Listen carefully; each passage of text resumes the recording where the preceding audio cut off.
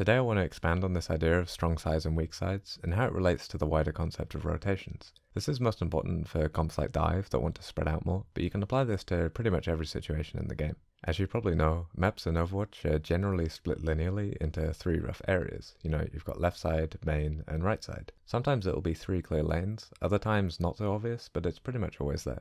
Now, teams in Overwatch generally have a backline hero like Zen or Ana who needs to be set up in a secure position with LOS on the fight, and the default way of doing this is to get them to sort of lean on one of those sides. This means the edge of the map can cover them from one side, with a teammate, usually DPS, playing in front of them to cover that area ahead of them. We talked about this already in the video about Tracer's core dive role, so maybe check that out.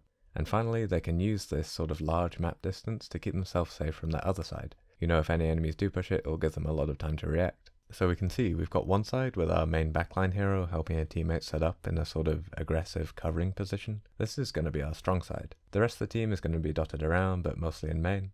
And then we've got that other side with not very much team presence, but it's also very far away from our backline, so it's difficult to support anyone there anyway.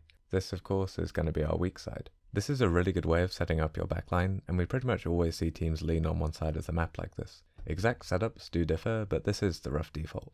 So how does this relate to rotations? Well, remember the enemy team is generally doing something similar with regards to leaning on one side. If they put pressure on your strong side, you can use the forward positioning of that covering teammate, along with the close support of that backline hero, to really commit to a fight here in a situation that really isn't too bad for your team. If instead, in pre-fight, the enemy starts putting pressure on your weak side, the distance your backline has from it, as well as the fact that teammate is already screening the area ahead of them, means you're in a really comfortable position to just rotate around the enemy team. The backline can push around, keeping the bulk of their team in between themselves and the enemy, and your screening teammate can really extend that flank, meaning your team's still in a really strong position to react to enemy movements or take a fight. So these are the basics of understanding strong sides and weak sides. Pretty much all aspects of rotations build off this core idea of teams leaning on one side of the map, and setting up a strong side for your backline to be comfortable in is a really important part of playing a 6, so this is a great concept for teams to focus on. Remember too, you can set up the basics of that strong side with just the backline hero and a covering DPS, meaning in ladder this can be quite an effective way of controlling fights as a duo queue.